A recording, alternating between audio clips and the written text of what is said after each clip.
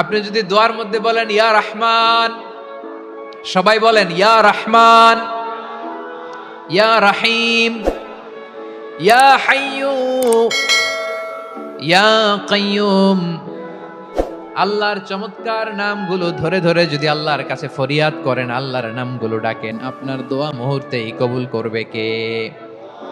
বিষ্ণু ঈসা ইসলাম এভাবে আল্লাহর নামগুলো ধরে ধরে জিকির করতেন, আল্লাহর নাম জপতেন। তিনি বলতেন আসআলুকা বিকুল্লি ইসমিন হুয়া লাক, আল্লাহ তোমার যত নাম আছে সব নামের ওসিলায় তোমার কাছে ফরিয়াদ করি, সব নামের ওসিলায়। আনজালতাহু ফি কিতাবিক, যে নাম তুমি তোমার কিতাবে নাজিল করেছো। আও আল্লামতাহু আহাদাম মিন খালকিক, অথবা তোমার কোন সৃষ্টিকে তোমার নাম তুমি জানিয়েছো। আও ইস্তাসারতা বিহি ফি ইলমিল গায়বি ইনদাক, অথবা গায়েবের জ্ঞানে তুমি তোমার নিজের জন্য ওই নামগুলো সংরক্ষিত রেখে দিয়েছো। সব নামের ওসিলায় তোমার কাছে চাই। সুবহানাল্লাহ পড়েন। তার মানে আল্লাহ তোমার যে নামগুলো আমরা জানি এগুলার ওসিলায়ও চাই, যে নামগুলো আমরা জানি না সেগুলোর ওসিলায়ও চাই। আল্লাহর সব নাম আল্লাহ আমাদেরকে জানায় নাই, কিছু নাম জানিয়েছেন, কিছু নাম তিনি জানান নাই। সুবহানাল্লাহ বলেন। আল্লাহ তাআলা তার কিছু নাম কোরআনে উল্লেখ করেছেন, কিছু নাম স্পেশাল কিছু নবীদেরকে জানিয়েছেন, আর কাউকে জানান নাই। কিছু নাম তিনি কিয়ামতের দিন আমাদের সামনে প্রকাশ করবেন যে এইটাও আমার একটা নাম, এটা তোমরা কেউ জানতা না। সুবহানাল্লাহ, সারপ্রাইজ হিসেবে আল্লাহ তাআলা রেখে দিয়েছে, কেউ জানে না। কিয়ামতের দিন আল্লাহ তাআলা সেই নামগুলো জানাবেন। আর কিছু নাম আছে সেই নামগুলো আল্লাহ কোরআনেও বলে নাই, কোন নবীরেও জানায় নাই, কিয়ামতের দিনও সারপ্রাইজ হিসেবেও জানাবে না। ওই নামগুলো স্বয়ং খোদ আল্লাহ ছাড়া কেউ জানে না। এজন্য বিশ্বনবী দোয়ার সময় বলতেন, আল্লাহ তোমার যে নামগুলো জানি, যে নামগুলো জানি না, সব নামের বরকতে তোমার দরবারে চাই, সব নামের ওসিলায় তোমার কাছে ফরিয়াদ করি। সুবহানাল্লাহ বলেন। কোরআনের অনেক জায়গায় আল্লাহ তাআলা নিজের পরিচয় দিয়েছেন, নিজের পরিচয় তিনি বিভিন্ন আয়াতে বিভিন্ন সূরায় পেশ করেছেন। তিনটি জায়গায় খুব এক্সক্লুসিভলি আল্লাহ তাআলা নিজের পরিচয় দিয়েছেন। এক হচ্ছে সূরা বাকারার 255 নম্বর আয়াতে, মানে আয়াতুল কুরসি, এর মধ্যে 9টা বাক্য আছে, 9টা বাক্য মিলে একটা আয়াত। এই আয়াতে আল্লাহ তাআলা খুব চমৎকার ভঙ্গিমায়, চমৎকার ভাষা শৈলী ব্যবহার করে, খুব উচ্চাঙ্গের আরবি সাহিত্য দিয়ে একটি আয়াত নাজিল করেছেন। এই আয়াতটার নাম হচ্ছে আয়াতুল কুরসি। বিশ্বনবী বলেন, মান ক্বারাআ আয়াতাল কুরসি দুবুরা কুল্লি সালাতিন মাকতুবাতিন লাম ইয়ামনাহু মিন দুখুলিল জান্নাতি ইল্লাল মাউত, প্রত্যেক ফরজ নামাজের পরে যে আয়াতুল কুরসি পড়বে তার জান্নাতে যাওয়ার ক্ষেত্রে আর কোনো বাধা থাকে না, একটা জিনিস ছাড়া, সেটা হচ্ছে মৃত্যু, মরণ। লোকটা মরে না তাই জান্নাতে যায় না, মরলেই জান্নাতি। এই আয়াতুল কুরসির এই আয়াতে আল্লাহ তাআলা খুব স্পষ্টভাবে নিজের পরিচয় তুলে ধরেছেন। আবার সূরাতুল ইখলাসের ভেতরে আল্লাহ তাআলা খুব চমৎকার ভঙ্গিমায়, খুব চমৎকার ভঙ্গিমায় তিনি নিজের পরিচয় তুলে ধরেছেন। অনুরূপভাবে সূরা হাশরের শেষ 3 আয়াতেও আল্লাহ তাআলা খুব চমৎকার ভাবে নিজের পরিচয় তুলে ধরেছেন। আওয়াজ করে পড়ুন সুবহানাল্লাহ। আমরা সূরা হাশরের শেষ 3 আয়াতের তাফসীর আজকে আমরা শুনব। আসুন আমরা আমাদের রবকে চিনে নেই। আজকের আলোচনার টপিক হচ্ছে আসুন আমাদের রবকে চিনি। আসুন আমাদের, সবাই বলুন, আসুন আমাদের রবকে চিনি। আজকের আমার ঢাকা বিভাগের প্রোগ্রাম থেকে, এই নবাবগঞ্জ বারুয়াখালীর প্রোগ্রাম থেকে আমরা আমাদের রবকে চিনে যাব ইনশাআল্লাহ। বলেন সবাই। সূরা হাশরের শেষ 3 আয়াতের একটা বিশেষ ফজিলত আছে, এটা আপনারা পড়বেন। কি ফজিলত? বিষ্ণু ঈসা ইসলাম বলেন, মান ক্বালা হিনা ইউসবিহু সালাসা মাররাতিন আউযু বিল্লাহিস সামিউল আলিমি মিনাশ শাইতানির রাজীম সুম্মা ক্বারাআ সালাসা আয়াতিন মিন আখিরি সূরাতিল হাশরি ওয়াক্কালাল্লাহু বিহি ৭০,০০০ মালাকিন ইউসাল্লুনা আলাইহি ওয়া ইন মাতা ফি যালিকাল ইয়াউমি মাতা শাহীদান। বিশ্বনবী মুহাম্মদুর রাসূলুল্লাহ সাল্লাল্লাহু আলাইহি ওয়াসাল্লাম ইরশাদ করেন, যে ব্যক্তি সকাল বেলা 3 বার তেলাওয়াত করবে আউযু বিল্লাহিস সামিউল আলিমি মিনাশ শাইতানির রাজীম, এরপরে সূরা হাশরের শেষ 3টি আয়াত তেলাওয়াত করবে, রব্বুল আলামিন ওই ব্যক্তির জন্য ৭০,০০০ ফেরেশতা নিয়োগ দিবেন যারা সারা দিন ওই লোকের জন্য মাগফিরাতের দোয়া করবে। শুধু এখানেই শেষ নয়, বিশ্বনবী ফরমান ওয়া ইন মাতা ফি যালিকাল ইয়াউমি মাতা শাহীদান, ওই দিন যদি ওই ব্যক্তিটা ইন্তেকাল করে সে শহীদ হয়ে কিয়ামতের দিন আল্লাহর সামনে দাঁড়াবে। সকালবেলা যদি পড়েন তিনবার আউযু বিল্লাহিস সামিল আলিম মিনাশ শাইতানির রাজিম তিনবার পড়ে সূরা হাশরের শেষ 3 আয়াত যদি তেলাওয়াত করেন, তাহলে আপনার জন্য আল্লাহ তাআলা 70,000 ফেরেশতা নিয়োগ করবে। সারা দিন তারা আপনার জন্য মাগফিরাতের দোয়া করবে। আর ওই দিন ইন্তেকাল করলে আল্লাহ তাআলা শহীদ হিসেবে আপনাকে কিয়ামতের দিন দাঁড় করাবে। সুবহানাল্লাহ, এত আস্তে। আবার সন্ধ্যাবেলায় যদি পড়েন, সারা রাতের জন্য 70,000 ফেরেশতা মাগফিরাতের দোয়া করবে। ওই রাতে মারা গেলে শাহাদাতের মৃত্যু নসিব হয়ে যাবে। এজন্য এই দোয়াটা পড়ার দরকার আছে না নাই? আযকারুস সাবাহি ওয়াল মাসা, সকাল সন্ধ্যার যে জিকির, এই জিকিরের অন্তর্ভুক্ত করে নেবেন এই ওয়াজিফাটা। যে হাদিসটা বর্ণনা করলাম সুনানে তিরমিজির হাদিস, যদিও হাদিসটা সনদের দিক থেকে দাঈফ, কিন্তু মুহাদ্দিসিনে ইকরাম বলেছেন যেহেতু এটা ফাজাইলুল আমালের হাদিস, এটা পড়ার ক্ষেত্রে কোনো নিষেধাজ্ঞা নাই, এটা পড়া যাবে। সো সকাল সন্ধ্যা যদি সুযোগ হয় এই ওয়াজিফাটা যেন আমরা পড়ি। এই 3টি আয়াতের ভেতরে আল্লাহ তাআলা তার 14টি গুণবাচক নাম উল্লেখ করে দিয়েছেন। কয়টি? আওয়াজ করে বলেন তো, যারা শুনতে পেয়েছেন বলেন। এই 3টি আয়াতের মধ্যে আল্লাহর কয়টি সুন্দর সুন্দর গুণবাচক নাম আছে বলেন তো? কয়টি? সবাই বলেন কয়টি? 14টি গুণবাচক নাম, চমৎকার চমৎকার নাম। যে নামগুলো যদি আমরা আজকে পড়ি, শুনি, জানি, আল্লাহ তাআলা সম্পর্কে ব্যাপক ধারণা, ইন ডেপথ, আমার রব সম্পর্কে ইন ডেপথ নলেজ নিয়ে আজকে আমরা ফিরতে পারবো ইনশাআল্লাহ। বলেন সবাই। আসুন আমরা আল্লাহ তাআলার এই চমৎকার চমৎকার 14টি নামের ব্যাখ্যা বিশ্লেষণ আজকের এই তাফসীর ময়দান থেকে জানি। প্রিয় ভাইয়েরা, আল্লাহর অনেক সুন্দর সুন্দর নাম আছে। আমাদের উচিত এই নামগুলো দিয়ে আল্লাহকে ডাকা। ভাই, তোমরা যদি ড্রোন একেবারে আমার মাথার সামনে নিয়ে আসো তাইলে হবে? একটা নিরাপদ দূরত্বে রাখতে হবে, এই ড্রোনের সাউন্ড যেন আমি না পাই। সেফ জোনে থাকতে হবে, দূরে থাকো।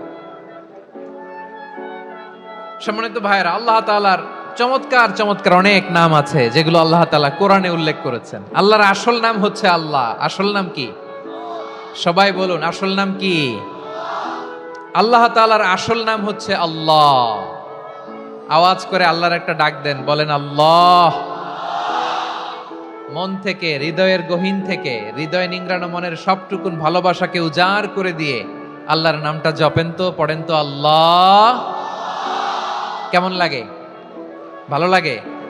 এর চেয়ে সুন্দর মধুমাখা নাম, জাদুমাখা নাম আর আছে? দু একজন বলছে নাই। আওয়াজ করে বলেন, এর চেয়ে সুন্দর নাম আর আছে? আল্লাহ নাম যতই জপি ততই মধুর লাগে, নামে এত জাদু থাকে কে জানি তো আগে। আল্লাহ নাম যতই জপি, ও নাম জপে প্রিয়তম, ও নামে জপে মজনু সম, ওই নামে পাপিয়া গাহে হৃদয় গোলাপে বাগে। আল্লাহ নাম যতই জপি। আল্লাহু আকবার। এত মধুর নাম আর দ্বিতীয়টা নাই। যতই জপি ততই ভাল লাগে, ঠিক কিনা বলেন? এজন্য রব্বুল আলামিন বলেন, ওয়ালিল্লাহিল আসমাউল হুসনা ফাদউহু বিহা ওয়া যারুল্লাযীনা ইউলহিদুনা ফি আসমাই সায়ুজজাউনা মা কানু ইয়ামালুন।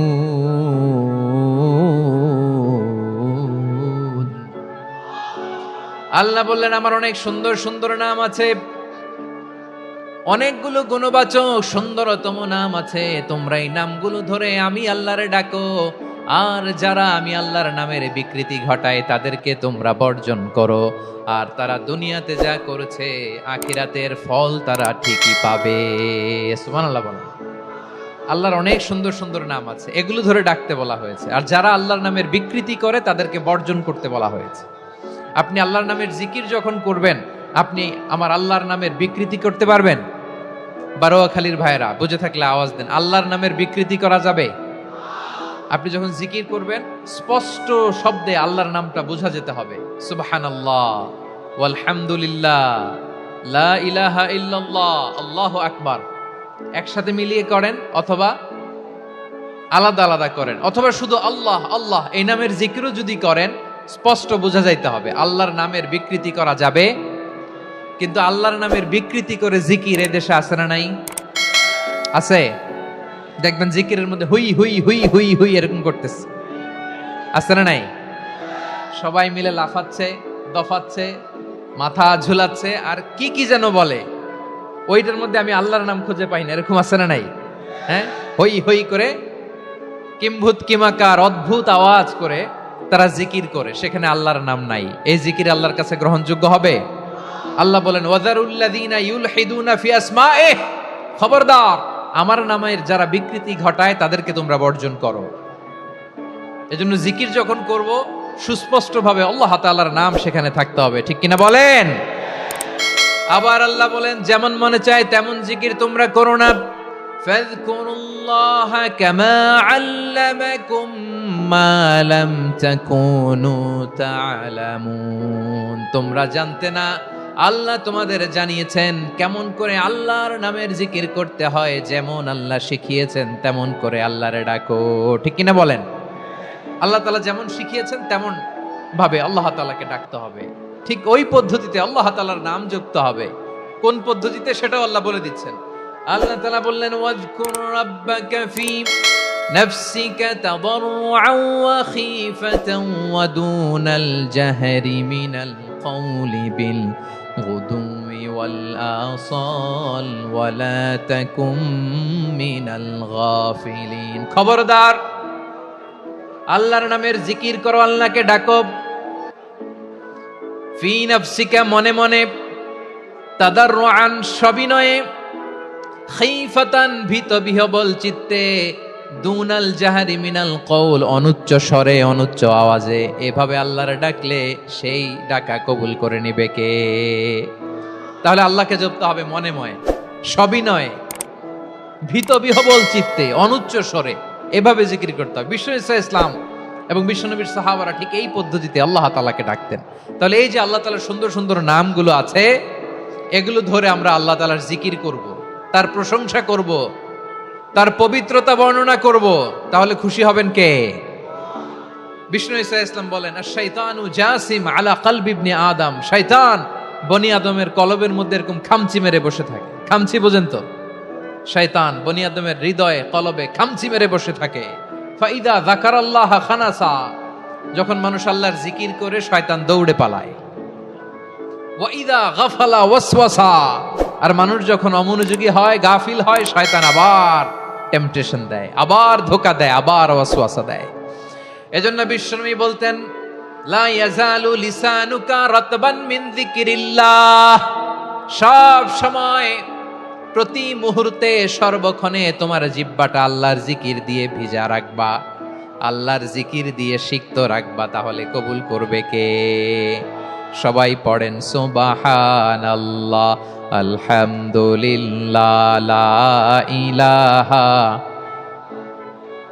সুবহানাল্লাহ, আলহামদুলিল্লাহ, লা ইলাহা ইল্লাল্লাহ, লা ইলাহা ইল্লাল্লাহু মুহাম্মাদুর রাসূলুল্লাহ সাল্লাল্লাহু আলাইহি ওয়াসাল্লাম। প্রিয় ভাইরা, আল্লাহ তাআলার অনেকগুলো নাম আছে। আল্লাহ তাআলার এই নামগুলো ধরে তার নাম আমাদের ডাকতে হবে, জপতে হবে। বিষ্ণু ইসলাম বলেন ইন্না লিল্লাহি তিসআতান ওয়া তিসঈনা ইসমান মিআতান ইল্লা ওয়াহিদা, আল্লাহর রয়েছে 99টা নাম, এক কম 100। এক কম, আমরা বাংলায় বলি না যে এক কম 100, মানে আসলে কয়টা? 99টা। বিশ্বনবী বলেন আল্লাহর 99টা নাম আছে, মিআতান ইল্লা ওয়াহিদা, এক কম 100।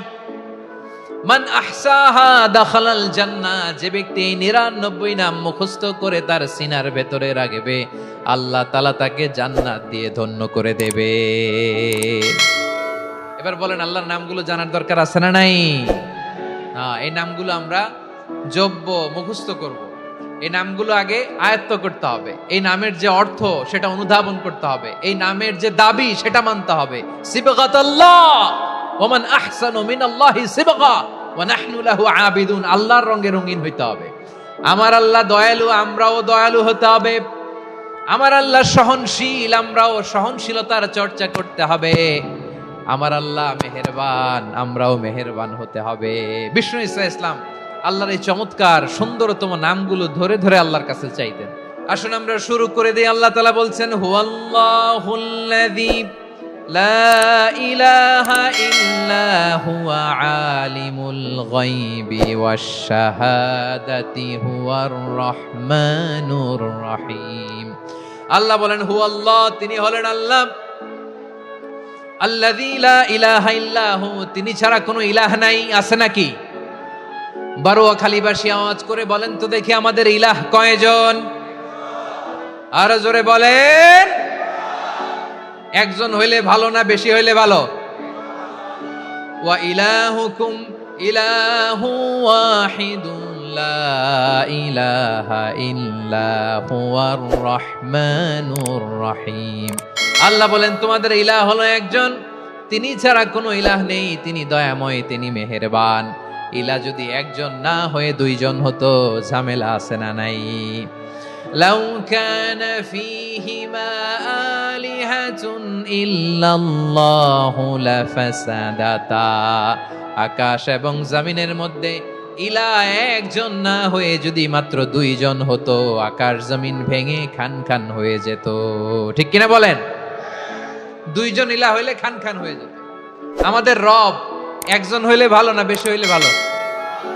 কথা বুঝতেছেন? আরে একজনের তো মন জোগায় চলতে পারি না, ঠিক কিনা? হ্যাঁ, একজন, তিনি যে আদেশগুলো দিয়েছেন আমাদের দুর্বলতার কারণে আমরা তো পারি না। যদি 10 জন হইতো, ওই 10 জনরে হ্যাপি করতে পারতাম, তাদেরকে স্যাটিসফাই করা যেত এত সহজে। 10 জনের 10 নিয়ম থাকতো। একজন বলতো আমারে সেজদা দিবি সকালে, আরেকজন বলবে আমার জন্য নামাজ পড়বি 3 বার, আরেকজন বলবে আমার জন্য যাকাত দিবি এতবার, আরেকজন বলতো আমার জন্য কুরবানি দিবা এতবার। তাহলে আমাদের জন্য কঠিন হয়ে যেত, ঠিক কিনা? যদি ইলাহ একজন না হয়ে একাধিক হতো, একজন বলতো না আমি মহাবিশ্ব এভাবে চালাবো, আরেকজন বলতো না আমার মন চায় এভাবে, আমি এভাবে চালাবো, একজন বলতো সূর্য আমি পূর্ব দিকে উঠাবো, আরেকজন বলতো না আমি দক্ষিণ দিকে উঠাবো, আরেকজন বলবে না আমি উত্তর দিকে উঠাবো। এরকম আছে না নাই?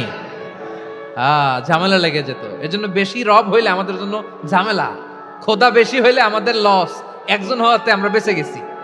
বারোয়াখালীবাসী আওয়াজ করে না, কথা বলে না। রব খোদা একজন হওয়াতে আমাদের সুবিধা হয়েছে না? এজন্য আল্লাহ বলেন লা ইলাহা ইল্লাহু, তিনি ছাড়া তোমাদের কোনো ইলাহ নাই, তিনি একজন। লা ইলাহা ইল্লাহু আলিমুল গায়বি ওয়াশ শাহাদা, তিনি প্রকাশেরও মালিক, অপ্রকাশেরও মালিক। তিনি যেটা ওপেন এটাও জানেন, যেটা গোপন সিক্রেট ওইটাও জানেন। আলিমুল গায়বি ওয়াশ শাহাদা, তিনি গায়েবের মালিক, গায়েবের জ্ঞানী, যেটা দেখা যায় না, অদৃশ্য, জানা নাই, এটাও তিনি জানেন। এগুলো জানতে তার কোনো মাধ্যমের প্রয়োজন হয় না। অতীতে কি হয়েছে, বর্তমানে কি চলছে, ভবিষ্যতে কি হবে, সব তার জ্ঞানের ভেতরে আছে না নাই?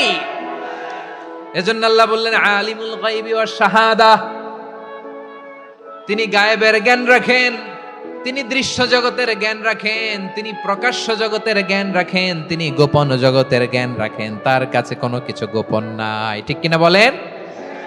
ওয়ার রহমানুর রহিম, তিনি হলেন দয়াময়, তিনি হলেন মেহেরবান।